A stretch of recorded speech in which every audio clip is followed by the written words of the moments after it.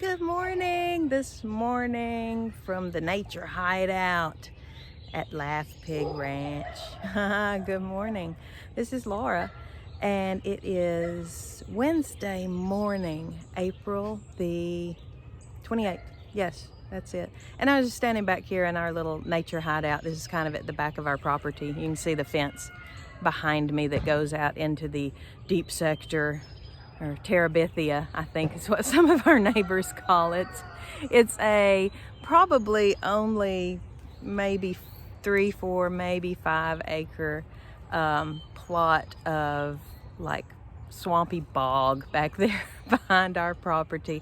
And that's the only reason that it hasn't been developed and doesn't have houses or God knows what on it, is because it's very boggy and floods a lot, stays wet a lot back there. But it's nice to have that wild area behind us where there's houses all around us. And yeah, just a little history of the little tiny Laugh Pig Ranch here, because I'm standing back here at the back of our property, which goes behind a couple of our neighbors' properties too. And I was just smiling because I heard some of our neighbors, the Acres, two doors down, were out in the backyard, and I could hear their dogs and stuff, and they're messing around with their chickens and things. And Daphne, that is next door to us, I heard her pop out on her porch with her dogs and just yelled over, "Hey, how y'all doing this morning? Y'all all right? Yeah, how you doing?" You know, how cool is that? How cool is that to hear in the morning, hear your neighbors chatting with one another, seeing how they're doing? You know, this is how this new world is going to be built after the collapse of the current matrix. It's going to be small communities of people coming together and making things work, you know. And it's awesome. I'm in a good place to do that. But yeah, so there's the deep sector back behind us. And yeah, our little community here of Rocky Hill in Knoxville, Tennessee, is essentially we might be a 2 square mile or so area of homes that were built back in the early 60s, but mostly brick basement ranchers, you know, small homes. And you know, we were blessed to find out that some of our homes were built with, like, our hardwood floors come from Cades Cove over in the Smoky Mountains when they were still, you know, logging and all over there. And a lot of our trim work in our house was done by a mill here in Knoxville, a local mill. And the guy who appraised our house knew enough about the history of the area and he said, you know, these homes have some historic value to them, even though they don't look particularly historic, because a lot of our building materials were local. And I just think that's really cool. But yeah, we're in this small area of small older homes surrounded by the urban or suburban onslaught of Knox boxes and McMansions, with, you know, just all crammed in as close together as they can get, where you can reach out and touch your neighbor's home, and no yards, you know, just giant homes thrown up. They all look the same, and they have no personality. They cut all of the old native trees down, throw up a couple of Bradford pears in the yards to make them feel like they've got a tree, and you know, they call that home. And here we are right in the middle of all of that, with the wildness that I've let happen in our property. And several of our neighbors have done the same. We've just left everything to grow naturally and as wild as it wants to be.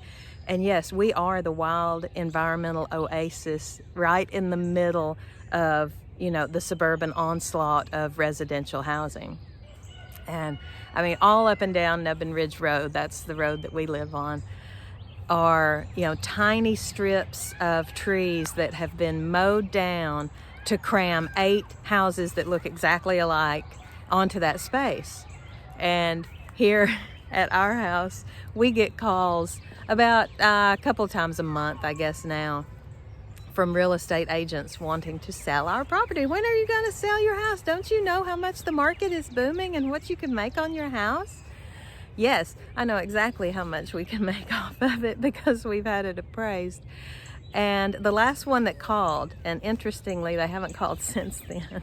I kind of let him have it. I said, I know exactly why people want this property, because Aaron has already talked to the codes people or the deeds people or whoever it is that he talked to about the property. And they said, yes, you could easily run a driveway, extending your driveway down to the back of your property, and you could build 3 homes back there if you wanted.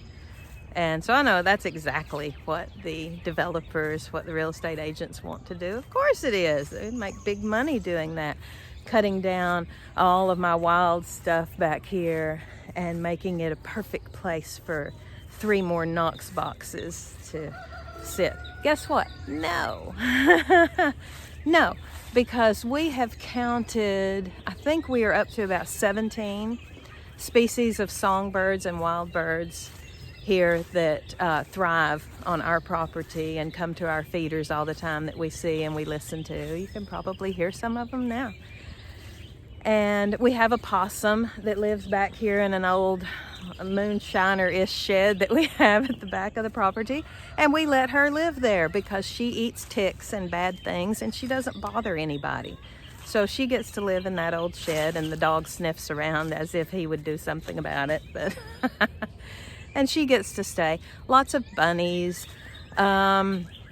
Oh, we have turtles and lizards and snakes and other critters and stuff, and that's how I want it, and that's how it's going to stay. And so here's to the wild spaces, and here's to the ones of us who like being in the wild spaces. Some of us feral people belong in the wild spaces. We don't belong with the manicured lawns and the housekeepers and the heated garages with the perfectly clean cars that, you know, all that. I'm not going to go on about it, but yeah. So here's to the wild ones out there. Y'all are my people. Keep it wild, keep it green, keep Mother Nature, because there's a lot to that. There's a lot of reasons why. It's good for us. Good for Mother Nature. I walk around all these old trees and even all of the invasive undergrowth, which is always so interesting to watch who wins out each year. Is the honeysuckle going to win out over the blackberries this year, or are the blackberries going to consume all of the honeysuckle and everything else around them? That's usually what happens. The blackberries usually win.